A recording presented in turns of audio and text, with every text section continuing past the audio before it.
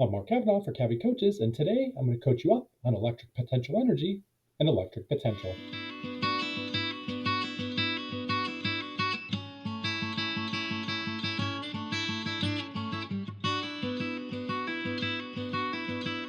So in this video, we're going to talk about electric potential energy, electric potential. So we've got a lot to unpack in this video.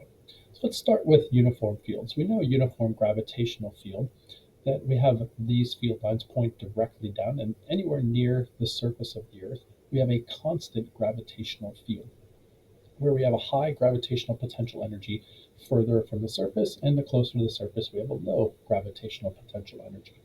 Now, in a uniform electric field, we have a similar situation where as we move from the positive plate to the negative plate, we have a high electric potential energy at the positive plate and a low electric potential energy at the negative plate.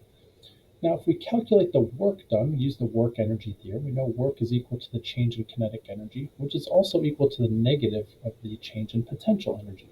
So that means the change in potential energy is equal to the negative of the work. So if we look at that in a uniform gravitational field, we have a soccer ball that drops a distance of delta y as it moves to the ground, and we can calculate its change in gravitational potential energy as the negative work that is done on the soccer ball, which is just the negative force times distance. Well, that force is the gravitational force, and that distance is delta y, so the delta UG is negative mg delta y. Now, similarly, we have a positive charge in a uniform electric field between two charged plates, and we know that the change in potential energy is equal to the negative work to cause the charge to move a distance of delta r through those plates. So delta UE is going to equal the negative work, and the force times distance is how we calculate work. So the negative FD is going to be equal to delta UE, and that force is going to be charge times the electric field and then multiplied by the distance. Notice we have the absolute value of the charge, so the sign in this case doesn't matter. So it's the negative Q times E times the delta R is the change in potential, electric potential energy. Now the kinetic energy is going to be the opposite value of that. Delta K is going to be equal to QE times delta R, because the kinetic energy is going to increase as it moves from a high potential to low, and the potential energy is going to decrease as it goes from a high potential energy to a low potential energy. Now, in an electric potential in a uniform field, this is different from electric potential energy. It's also known as electric potential difference. It is the change in electric energy as a charge Q moves a distance, and then it's divided by the value of the charge. So delta V is the symbol for electric potential difference. And the way that would be calculated is we take the change in electric potential energy and divide it by the charge that is moving through that electric field. So delta V is known as the electric potential difference, and that's measured in joules per coulomb, or a volt. A joule per coulomb is a volt, symbol is capital V. A uniform gravitational field, so let's look at gravitational potential. We have a soccer ball and a boulder, both moving the same distance delta y, both having different masses, the soccer ball having, we'll call lowercase m, and the boulder having capital M. So what we know is that the gravitational potential energy can be calculated using the gravitational potential energy equation, and mg delta y for each of them, the different m's signifying the different masses. Now, gravitational potential is the amount of gravitational potential energy per mass, so we would just divide by the mass for each of them. Well, that would just cancel out the m's, and what we know is that the gravitational potential is just going to be g times delta y. So any two objects in a gravitational field are going to have the same gravitational potential if they are at the same height. And that is only for a constant gravitational field, so near the Earth's surface. Now, how does this translate into electric potential? So delta V can be calculated by delta UE divided by Q. And we can calculate the change in electric potential energy by calculating negative Q times the electric field times the distance the charge moves in that field. Well, if we're dividing by the charge, those are going to cancel out, and that's going to give us that the change in potential for the charge is just going to be the electric field times the distance. So electric field can be calculated by the potential difference measured across the two plates divided by the distance the plates are apart, and that's for a constant electric field. The electric field units we know is a Newton per Coulomb, but the delta V over delta R, that's going to give us a unit of a volt per meter. So these are equivalent units. So if you see an electric field measured in volts per meter, that's the same as Newtons per Coulomb. So the electric potential in a uniform field, delta V equals delta U E divided by Q, or electric field is equal to delta V divided by delta R. And delta V is the electric potential difference measured in volts. Delta UE, that's the change in electric potential energy, and that's measured in joules. And Q is the value of the charge that is moving in the electric field, measured in coulombs. E is the electric field, the uniform electric field measured in newtons per coulomb or volts per meter, and delta R is the distance that the charge moves in that electric field, and that's measured in meters. Now, what about for a negative charge? Now, a negative charge, if we start at the positive plate, it's not going to be moving. It's going to have a velocity of 0. And when we move it, let's say that it still has a velocity when it's reaching that negative plate. Now, moving the negative charge a distance of delta R, that's going to take some work to do.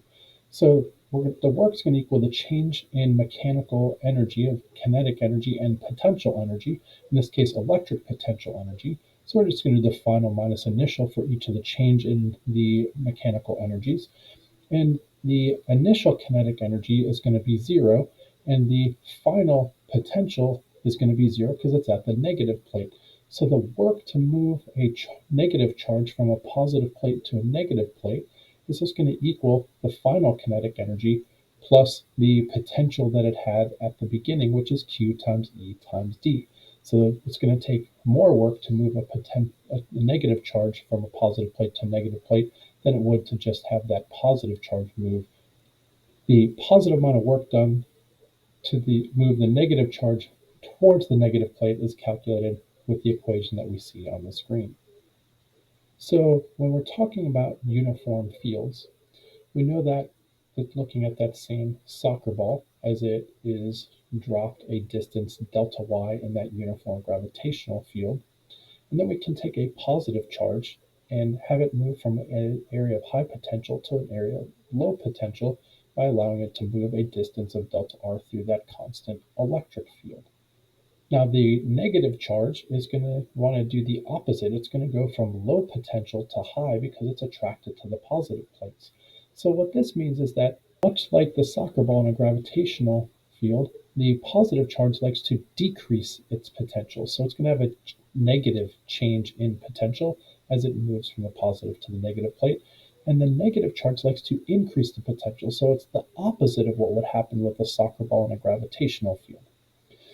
Now, the electric potential in a spherical charge, so we know if we draw the electric field lines for that, they're just going to be like spokes pointing away from that spherical charge. Let's make those a little bit larger to see what we're going to look at here. Now, the electric field, remember, can be calculated by Q divided by R squared, where the electric field and the distance are an inverse square relationship, which means if you move double the distance away from the charge, you now have an electric field that is 4 times smaller.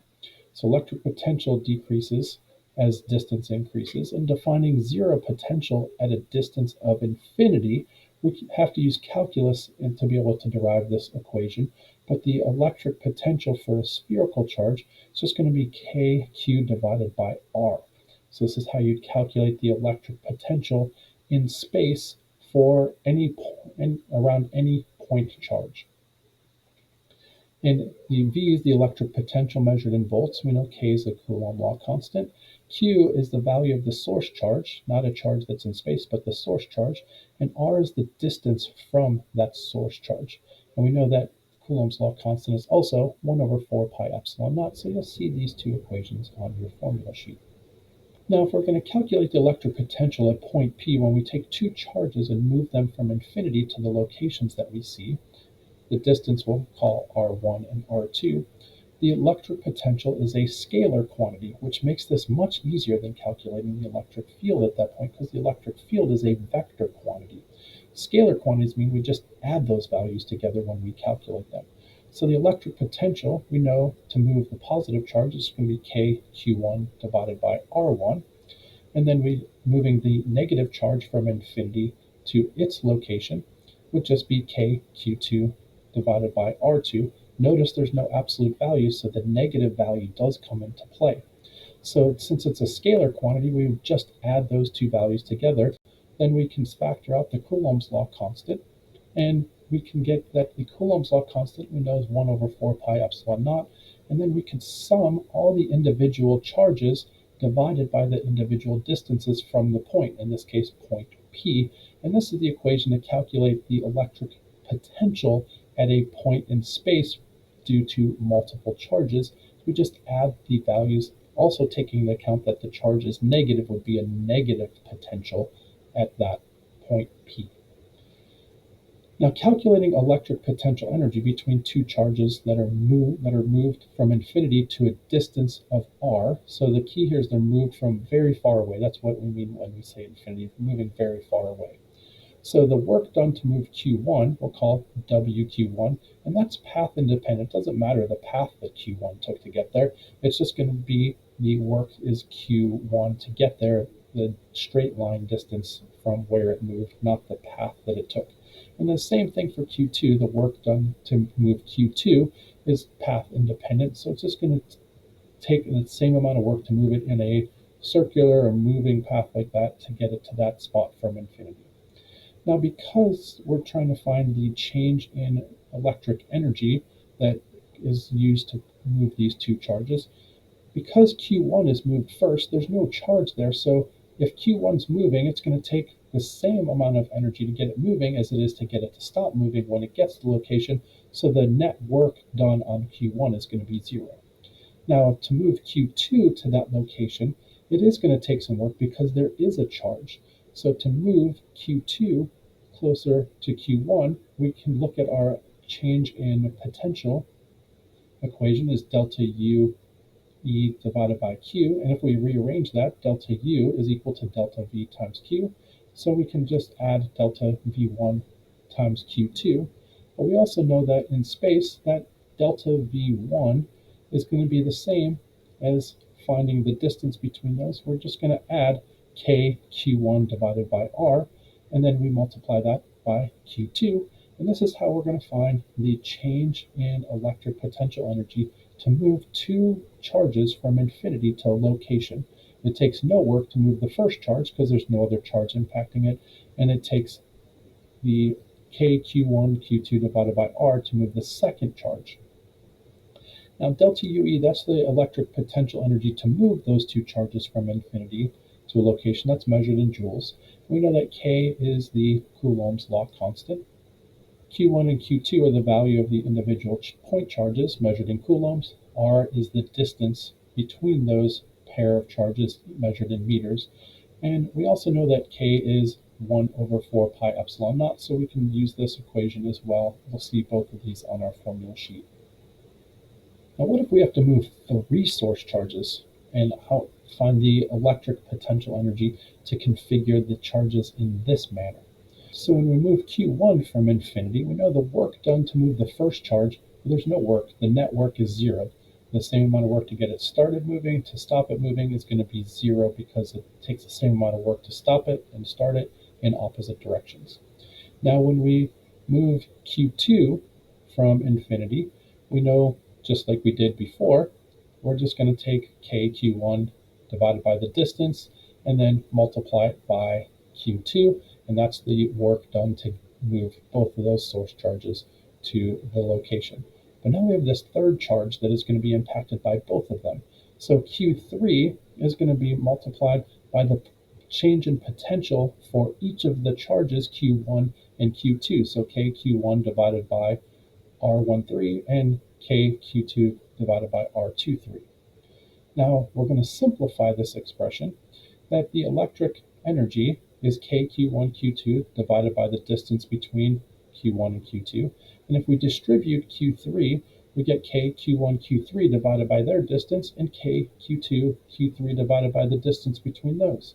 So to calculate the total electric potential energy to move any amount of charges, all we have to do is find the individual energies to move a pair of charges to a location and add the values together. So we found the potential energy between q1 and q2, q1 and q3, and q2 and q3, and added those together. Now, if we go to the atomic level, when we're talking about protons and electrons moving as those charges, we use electron volts.